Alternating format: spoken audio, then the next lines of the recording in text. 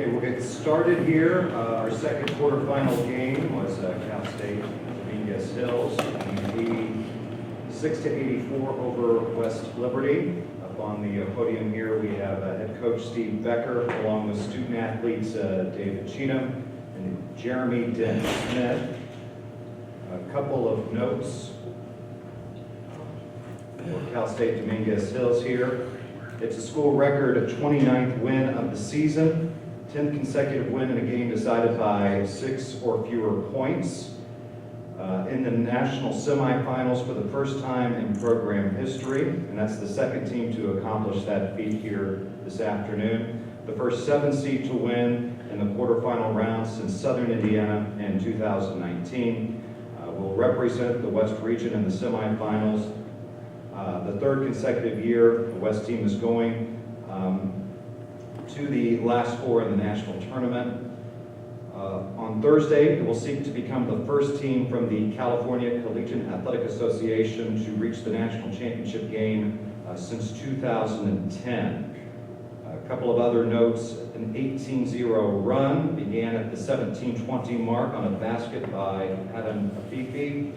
That was when they were down by 60-43. The run covered 4 minutes 36 seconds, made 11 of its first 16 shots of the second half, and went 8 for 9 from the field during that 18-0 run. David Cheatom, 7th straight game in double figures, and has averaged 17 points per game during that span.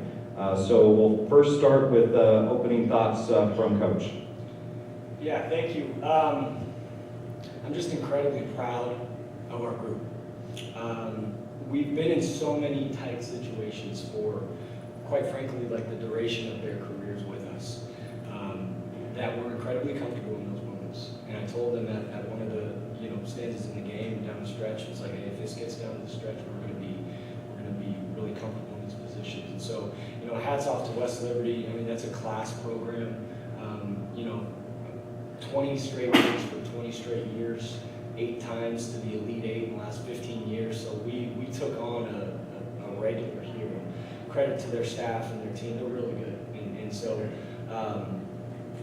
I thought we did a really good job. We haven't played a style of play like this all year. We've got really good players, obviously, who are incredibly unselfish, and we have pace and we have athleticism, and so people have prevented it from trying to keep us in the open court.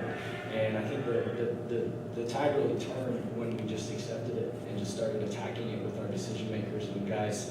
We don't have a selfish person in our program. We're incredibly thankful for that. So just incredibly proud of our guys today.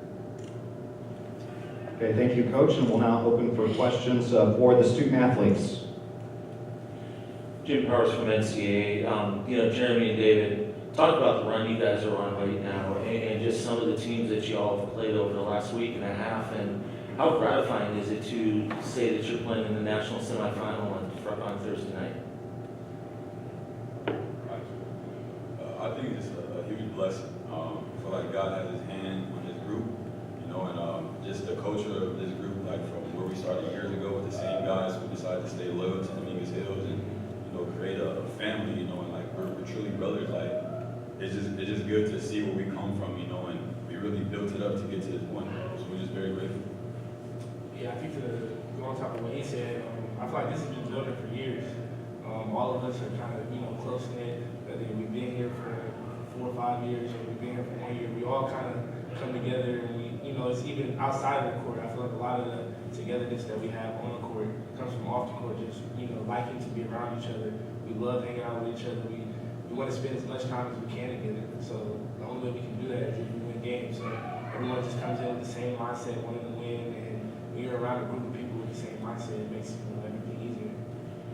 Yeah, and if you don't mind allowing me to elaborate on that, we have, in my opinion, all that's right with college basketball or college athletics, and guys that decided to turn down other options, NIL money, transferring up to Division I, because I think the coaching staff in the university plays a major part in them having the quality experience to want to come back, but most importantly, it's their investment in each other.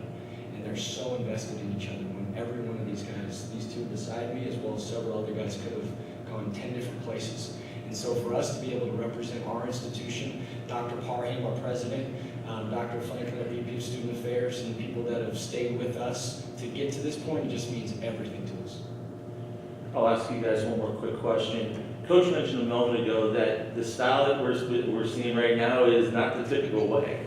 How much fun do you guys have playing in this type of a style? I mean, you all got to be having a blast.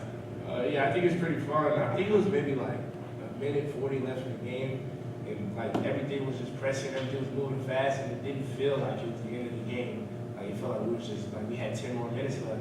So like just getting used to this style, it is fun. We get to run something that the West Region we kind of all like sit and lock down. We play good half court defense, but here it's a lot of full court pressure. So just being able to run, we got people who like to run, we got athletic people, we got shooters. So just being able to capitalize on that is fun.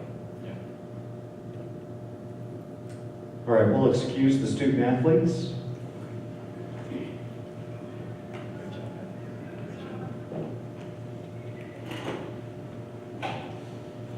And we'll open it up for questions for Coach. Steve Davies, WEHT here in Evansville. What was the difference for you guys going on that 18-0 run and taking that lead after being down by 17? What changed? Yeah, I think, without the experience of playing against this throughout the course of the year, we really talked about just finding comfort and relax. They were really good. They're second in the country at over 100 a game. So they scored at an elite level, right? In terms of their offense, their pace, their shot makers, all of it. And so we just wanted to just settle into the moments when they became frustrating, maybe overwhelming, when things weren't going our way.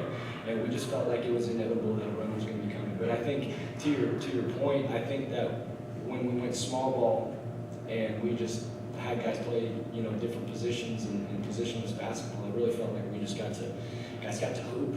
Guys got to have fun by just playing in the open court and trust their decisions, and I felt like that was a big difference maker. And in order to do that, we pride ourselves on the glass. We talk about defense, rebounding, and toughness has got us to this point, and we have 43 to 32 rebounding advantage with 17 on boards. And it wasn't Adam Afifi, our best rebounder, who had 13 rebounds in the regional finals. It was Alex Garcia's 9. It was Jeremy's 7. It was Hillstock's 6. And that's what we think is a separator for our programs. We have bigger, tough, willing to do whatever it takes wings who defend, and I thought they had a huge part in this. Coach, when it was that 15-point deficit, 17 minutes left, you remained calm, and your demeanor didn't change. What was the message, and just to your guys at that point that just flipped the switch and got you guys going on that just monster run? Yeah, I was telling our staff during one of their, down the stretches, just if it gets close, we're comfortable here. And so,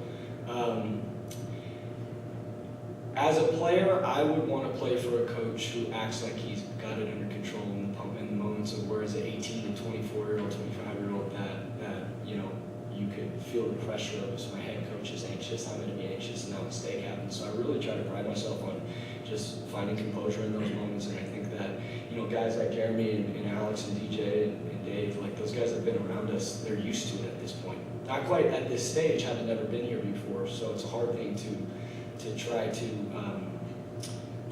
recognize in the moment when you're at this stage, but I think our guys have been so in these positions that we feel comfortable. All right, one last question, and after the press conference yesterday, you mentioned about somebody, I think he's sitting right next to you, that said all he wanted for his birthday was a win today. How special is it for your family and the crowd support that you had, but how special is it to be able to celebrate your boy's birthday and the W to get ready for Thursday? Yeah, if you don't mind, I'm going to ask him to answer that when it means to him, but I'm going to start with the fact that he turns 8 at the Elite 8. And that's pretty awesome, right? And so, you ask a question that's going to make you break it a little bit, but my family support means everything, and I'm really, really thankful that they're here to be able to celebrate this with us. Dominic, can you talk about how this, what this means to you in turning 8 at the Elite 8, and how happy you are? It makes me very happy. Thanks, Coach. We appreciate it. Thank you guys so much. Happy birthday.